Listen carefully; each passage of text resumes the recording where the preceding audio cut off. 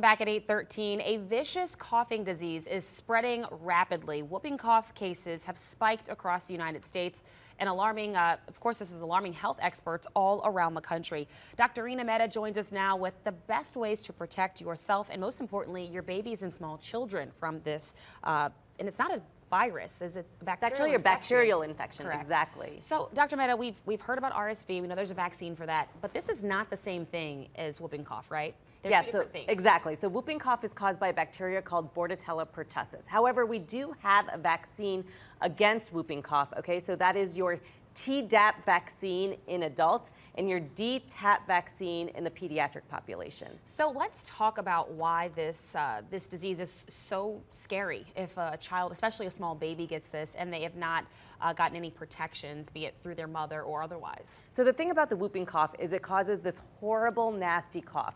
And we worry about our infants the most because the cough can be so severe that they can actually pass out from it, they can become apneic, and they can even stop breathing. Now, in our adult population or even our teenagers, it can still be a very bad cough. We actually call this illness the cough of 100 days because the cough just keeps going on and on and on. And it's a very violent cough, almost like you're having coughing attacks that can really knock your breath out. How contagious is whooping cough? Very contagious. And so if you're next to somebody who has it, it's through respiratory droplets, it's through contact. And so, while we've had this vaccine for a long time, and it's a pretty good vaccine, because of the number of vaccine decline, I would say during the pandemic, a lot of people didn't get their shots, stayed home, or there's been a lot of vaccine hesitancy. That's why we're seeing this resurgence of whooping cough cases to the point where this year we have about 18,000 cases in the United States, whereas last year that was about 4,000 by just this time only, by October. Wow, so really something that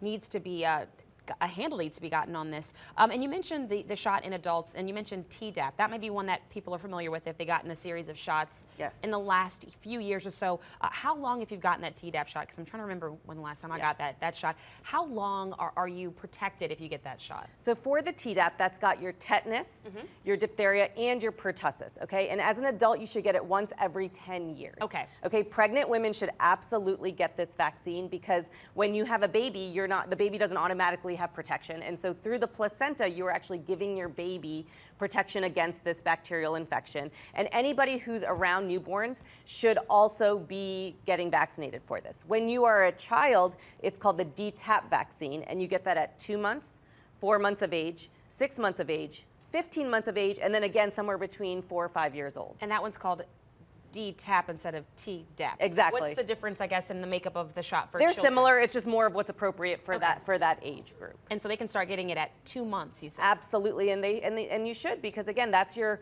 most vulnerable patient population is your infants who can get really, really sick from it. And whooping cough is no fun. I mean, you cough, the cough is so intense. It's like this dry cough.